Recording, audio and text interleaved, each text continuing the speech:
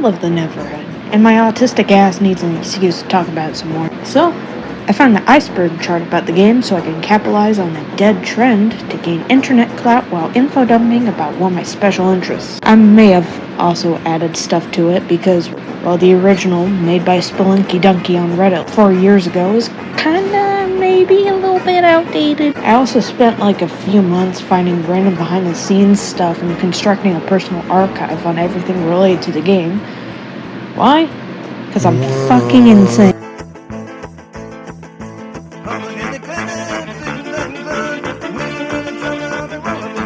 Level 1. The Neverhood is a 1996 claymation point-and-click adventure game where you play as a little guy named Clayman and make your way through an unfinished world called, well, the Neverhood. You solve puzzles, run from monsters to reach Hoborg's castle to either restore him to power or just take the crown for yourself. Or you just jump into a giant drain and kill yourself, that works too. The soundtrack was made by indie musician Terry Scott Taylor, and it's what I can only describe as a mix between like word salad and acapella. It's like getting a drunk person to recreate like a Lady Gaga song with only his mouth.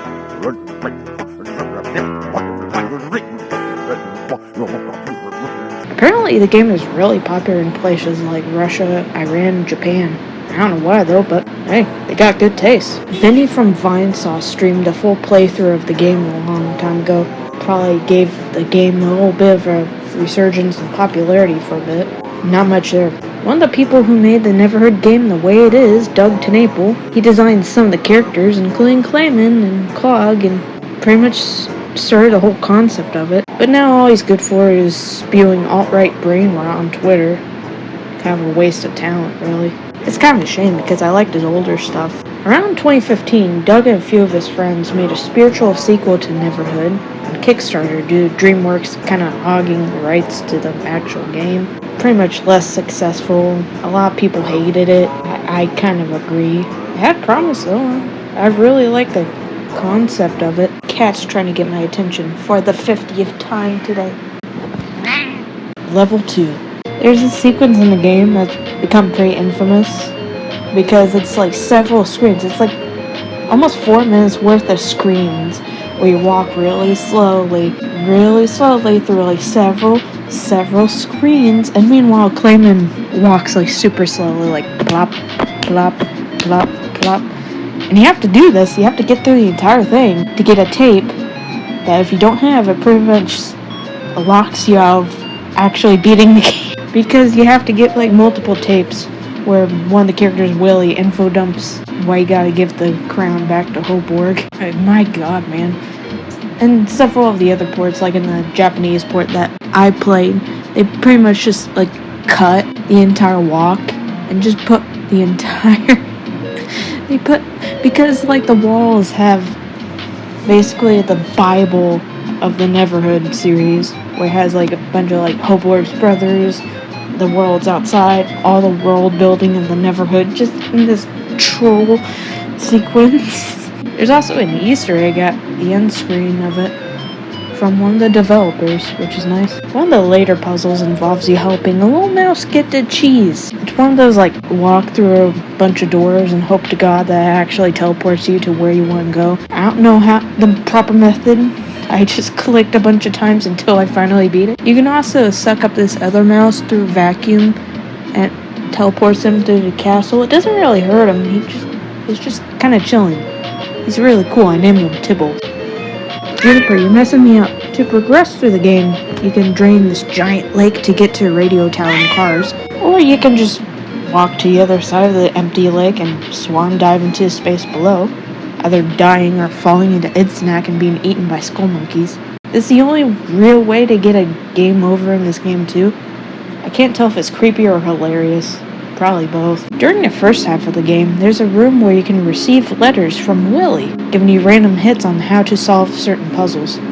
Though after the Battle of Bill, where Willie falls, presumably to his death, Clog sends you letters instead. Clog doesn't help and instead taunts or manipulates Clayman into taking the crown. The radio puzzle contains several lesser-known tracks made by the staff for Terry himself, containing random sound effects, recordings, or music that is pretty unsettling. Usually though, it's just a bunch of goofs from behind the scenes. There are several weird NPCs littered throughout the Neverhood. They don't really do much. Only really have like maybe 2 interactions with them each. Like this little eyeball on this tree cone thing, or this TV guy that makes a half joke and just kind of sits there. I can't really tell if this is a funky guy or anti-Semitic stereotype, but he never really sat well with me. Why is he here? Did Hoborg make him? Or was he just always there? Anyway, the crew who made the game filmed several behind-the-scenes videos on how they made the game, including other shenanigans like chugging and throwing up a bunch of fruit punch. Kinda weird. The Neverhood was supposedly made from around almost like 4 tons of clay, which is a ton of clay. I actually have some behind-the-scenes photos from the construction of the set. It's pretty impressive.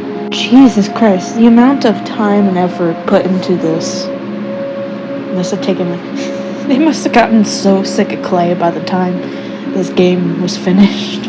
I swear to God. Skull Monkeys has several secret levels, some of which are 70s themed. Beat them all and you get Clog is Dead, which features musical about how Clog kicked the bucket. A farting, busty monkey lady. I don't know how I feel about it. The game had several bootlegs, go figure, and some of them are just... The covers are more hilarious, like this Iranian bootleg that has several claimants copied and pasted over the CD image. Never change, bootleggers, never change.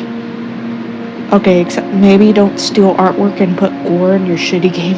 Clayman doesn't speak aside from 1 or 2 lines throughout the entire series, usually either voiced by an extra or Doug himself. Unfortunately, Neverhood was fairly niche even for the time, and it never really sold. Come on, DreamWorks, you're rich enough. Just either put the series up for sale, let some other company buy it, or just make a Netflix series if you're just gonna hoard the IP, I swear to God. During the canon cutscene, you can hear a recycled sound effect from Earthworm Jim used for Psycho.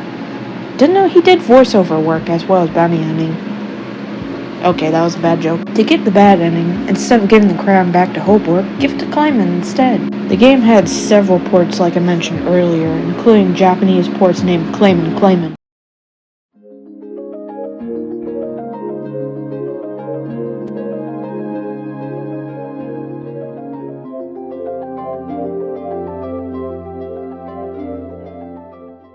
Level 3.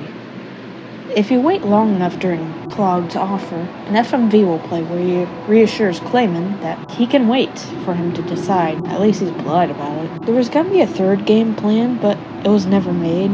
We did get some concept art that alludes to one of Hoborg's brothers, featuring one of Hoborg's brothers' worlds, Arvin. Willie would turn evil and get the crown like Clog did. I don't know if this is really Willie sending Clayman to slaughter, basically. We'll never know the true plot. Several fans have straight up remade the game in things like Unreal Engine 4, including this Russian dude named Games20 who's currently recreating the entire game from scratch in 3D. Like many other games, the Neverhood has a debug menu, a leftover for the developers to mess with, and including a level select screen with the text that literally looks like it came from Salad-Finger. Clayman features in another spiritual sequel, Boombots. Not much there. In the Hall of Records, it tells stories of Hoborg's other brothers, other kings of neighboring worlds, one of which being Willie's own father, Ottoborg, who's missing in action following the destruction of his world and the death of several of his sons. Speaking of which, Willie has several brothers, all with hoop heads that have either gone missing or died to the destruction of their homeworld. Except for one that pretty much killed himself by chopping off his head, getting sick of it, getting stuck on multiple things. Jesus Christ, I think I'm gonna give Willie a hug after this. The game had a Japanese exclusive spin-off where you play table hockey with guns, and it doesn't have an official English translation. I did end up going through the game and ripping off its assets into individual files if you guys want to see it. Terry and Doug collaborated on a musical comic that basically cashes in on the Neverhood name and is more blatant retelling of the Bible than the actual Hall of Records. Clog literally decapitates and skins a skull monkey during the opening cutscene of Skull Monkeys and wears its corpse as a disguise. I still love him though. Kinda brutal. Why isn't there blood? Is there even blood in Neverhood? The world may never know. The game featured several tracks that were unused in the final build, with a track simply called Unreleased Untitled Demo. It's a pretty good title. There used to be a Neverhood website for the official merch and other things. The website itself is archived, but several of the links are broken. Some of the rare merch include t-shirts and little Clayman little keychains. Kinda cute. Kinda has a little dumpy. The game has an unused photo of Willie's house, left out of the game due to being too low quality. Supposedly, Doug was going to make a Neverhood movie, but it never got past concept art either. The Neverhood seemingly doesn't have any women before and after it's finished. That or both sexes in this world don't have any distinctive features like tits or eyelashes. Can they even reproduce? Is it asexual reproduction like the life seeds, or did they accidentally imply male pregnancy in this like they did with the press kit of Earthworm Jim 2? I'm not making it up either. They pretty much said that Peter's species are pretty much like seahorses. Swear to God. Doug would make several comics in the universe of the Neverhood featuring Clayman, and later on, his grandson, Clayto. And it would mention his son, Clayto's father, Oto. I don't know how to pronounce this. I'm sorry. Considering how he has a hoop on his head and the other Neverhoodians don't, I like to think that Clayman either got with Willie himself or one of his relatives further down the line. Originally, Clayman and Clog looked very different in the concept art. Clayman had these like 3 little head and antennae, hair, whatever those things are, and Clog. Holy shit. He looks like Salad Fingers and Fawful had a crack baby and threw him in a vat of acid. Jesus Christ. I dare anyone to simp over this. I dare anyone to make Rule 34 of this design of Clog. Put it on my desk by next week. Okay, I sincerely don't know what this is. I tried looking everywhere for like this Neverhood Flash game. Maybe it's that canceled fan sequel that was like 2D. I think that was made in Flash. I don't know. I looked everywhere. If y'all got a better idea of what it is, please comment below and I'll pin it. I don't know. A Curious Wad of Clay Finds Its Soul was the original pitch name before it was eventually named to the Neverhood, or the Neverhood Chronicles, or Clayman. It has a lot of names, okay?